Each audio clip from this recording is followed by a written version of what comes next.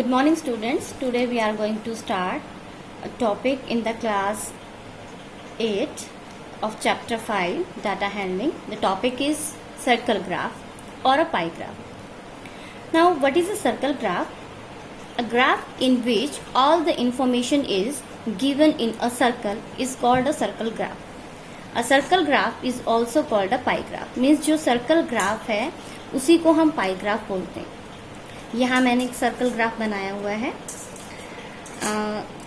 The above circle graph shows the time spend by a child during a day.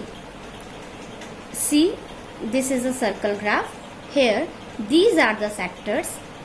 Actually these are the activities of a student or a child during the day. 8 hours he is taking for sleep. For 6 hours he is going to school. 3 hours for play, 3 hours for the other activities, 4 hours for the homework. A circle graph shows the relationship between a whole and its part. Whole means complete and the parts, these parts are called sector. So a circle graph shows the relationship between the whole and its part. Here the whole circle is divided into the sectors. Here we have divided the whole circle in sectors 1, 2, 3, 4, 5. In this circle graph, 5 sectors are there.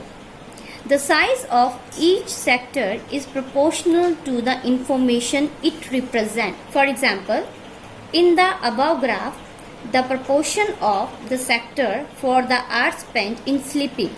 See here, 8 hours a child is taking for sleeping. So the number of sleeping hours 8 divided by the total number of the hours in a day, that is 24. It is 1 by 3. So this sector is taking one third of the whole. So this sector is drawn 1/3 part of the circle.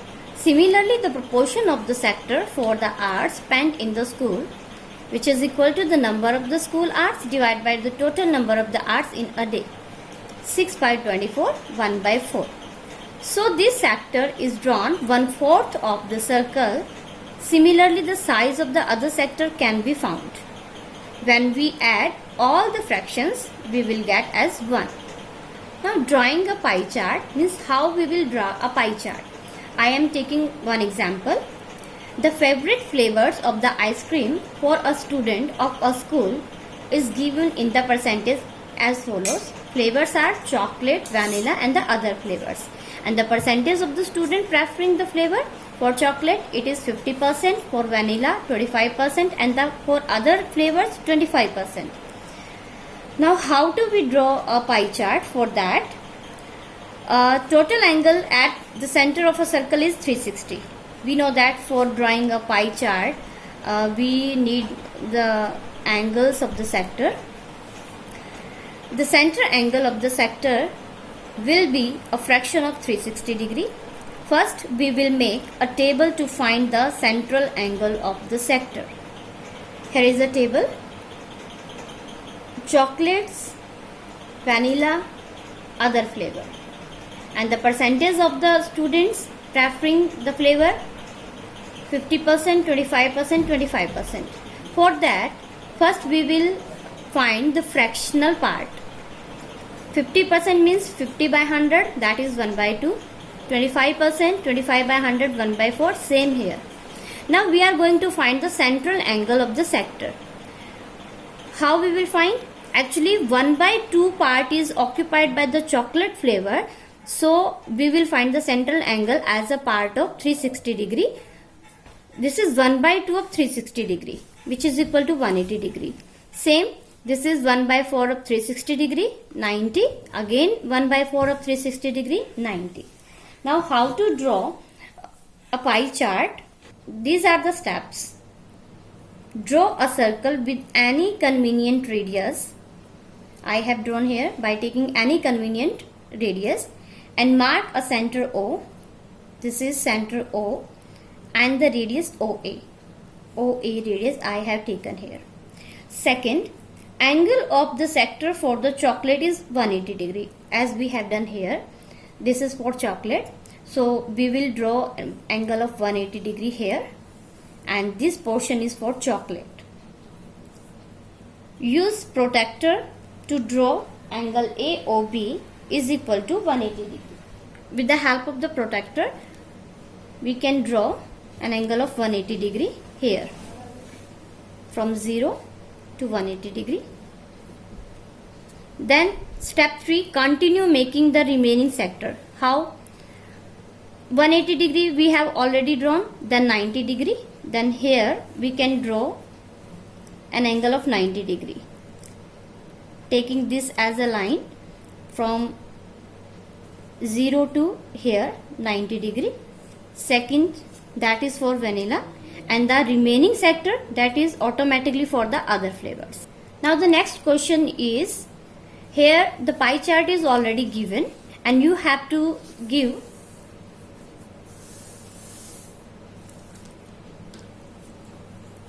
here in this question pie chart is already given and you have to give the answer according to the pie chart. Adjoining pie chart gives the expenditure in percentage on the various items and the saving of a family during a month. See here, 1, 2, 3, 4, 5, 6, 7. There are 7 sectors. This sector represent food, that is 25%, education 15%, house rent 10%, transport 5%, others 20%, saving 15%, and clothes 10%. So you have to give the answer of the following questions. Question 1. On which item the expenditure was maximum? See here, this sector is bigger than other and it is for food, so our answer is food. Next question is, expenditure on which item is equal to the total saving of the family? See, education and saving, both sectors are equal and both have 15%. So expenditure on education is equal to the total saving. Third, if the monthly saving of the family is rupees 3000, what is the monthly expenditure on clothes? Now see, monthly saving. Monthly saving is 15% and in money it is rupees 3000, and we have to find the monthly expenditure on clothes. Here clothes is 10%. Monthly saving is 3000 rupees, 15% of the total money. Actually this monthly saving is 15% of the total money. So we will find the total money. 15% means 15 by 100, which is equal to 3000, and total money from here 100 will go in multiplication and 50 will go in denominator. So total money will be 20,000. Therefore the monthly expenditure on clothes, that was the 10% of the total money. 10% of the total money is rupees 2000. Same here, again I am going to take another example in which already a pie chart is given. Same, we have to give the answer. A survey was made to find the types of the music that a certain group of young people liked in a city. Adjoining pie chart shows the findings of this survey. Here the pie chart is 1, 2, 3, 4. There are 4 sectors. One is for semi-classical, this is for classical, folk dance and light music. From the pie chart, answer the following. First question is, if 20 people liked classical music, then how many young people were surveyed? Here see, for the classical music 10% is there. Then you have to find how many young people were surveyed. It means you have to find the total people, total number of people.